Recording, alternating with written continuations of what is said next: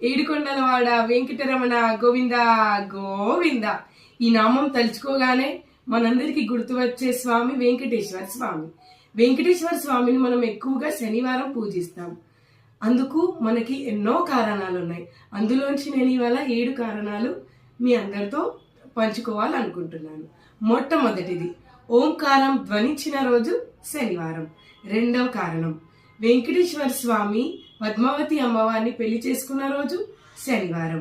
వెంకటేశ్వర స్వామి సుదర్శనుడు పుట్టినరోజు శనివారం. వెంకటేశ్వర స్వామి మహాలక్ష్మి అమ్మవారిని వక్షస్థలం పైన నిలుపుకున్న రోజు శనివారం.